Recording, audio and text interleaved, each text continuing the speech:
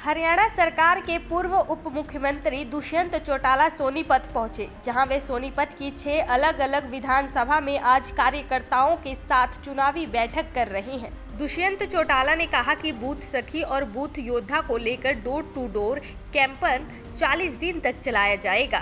वहीं कार्यकर्ताओं को जिम्मेदारी सौंपी जाएगी। दुष्यंत चौटाला ने कहा कि पार्टी ने 5 लोकसभा के प्रत्याशी घोषित कर दिए हैं और बची हुई 5 सीटों पर भी उम्मीदवार घोषित किए जाएंगे। वहीं दुष्यंत चौटाला ने कहा कि कांग्रेस के साथ गठबंधन का कोई चांस नहीं है। वहीं हिसार सीट को लेकर दुष्यंत चौटाला ने कहा कि पार्टियां अपनी विचारधारा पर चुनाव लड़वाती हैं। वहीं बीजेपी पर निशाना साधते हुए कहा कि चुनाव में कोई किसी का भविष्य तय नहीं कर सकता है।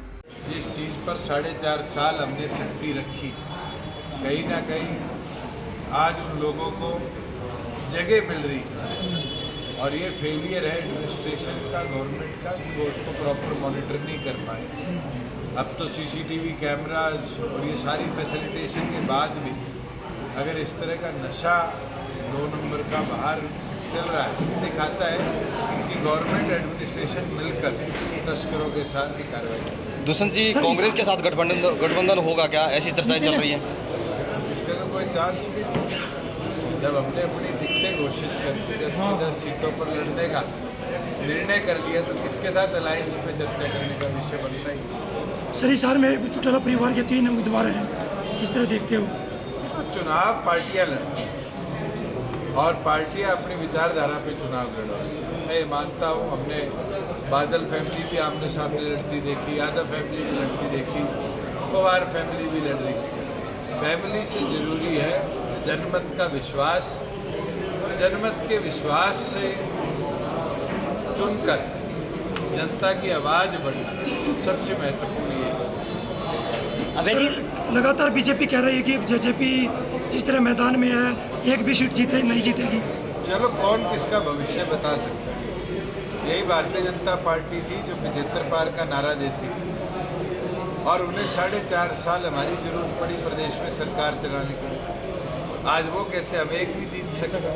वो तो जब भी कहते थे हम एक भी जीत सकते, 10 विधायक जिता कर लाए। और आने वाले भविष्य के अंदर भी आप देखें, हमारे सांसद भी जीतेंगे, हमारे विधायक भी। सर, अभय जी लगातार आपकी पार्टी पर और आप पर निशाना साधते हुए नजर आते हैं कि पार्टी छोड़कर बड़ी गलती है उन्होंने की है।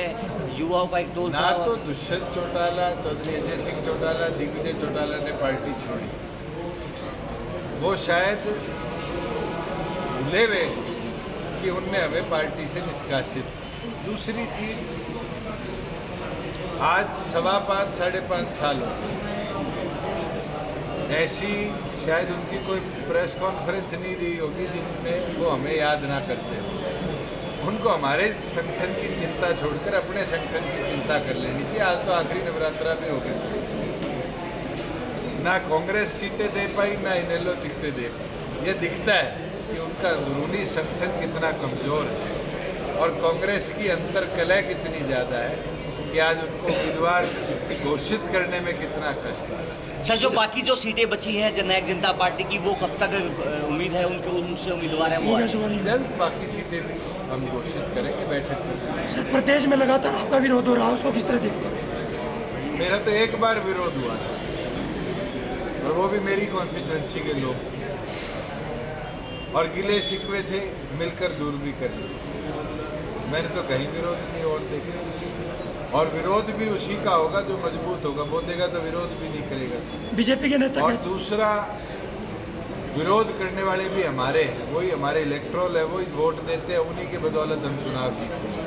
किसी के मन में कोई गिला शिकवा है तो हम दूर करेंगे। सर, विधानसभा में अगर आप बहुमत के आसपास होते हो या फिर बहुमत से नीचे रह जाए तो क्या दोबारा से भारतीय जनता पार्टी के लोकसभा तो होने दो। आप लोकसभा की चिंता ना करके विधानसभा की करने लगे अभी से। आज तो हम अपने सांसद चुनकर भेजेंगे जो हरियाणा की आवाज़ बनकर चुनाव लड़ेंगे। सर, सुरजेवाला की पर जिस प्रकार से प्रचार पर रोक लगा दिया गया है, मामाली को लेकर उन्होंने टिप्पणी करी आपत्तिजनक थी, इलेक्शन कमीशन ने अपनी करी। कांग्रेस के नेता अक्सर ये बोलते हैं कि शक्ति ताकत से आगे नहीं बढ़ पाएंगे। कांग्रेस के नेता ये बोलते हैं कि शक्ति ताकत से आगे नहीं बढ़ पाएंगे। कौन आगे नहीं बढ़ पाएगा?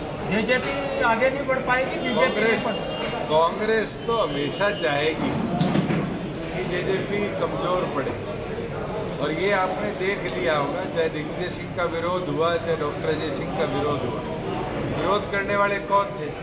कांग्रेस ही थे। तो उनके तो मन में एक ही टारगेट है कि हमें कमजोर किया जाए। हम विचलित नहीं होते, भ्रमित नहीं होते, तो मजबूती के साथ चुनाव लड़े।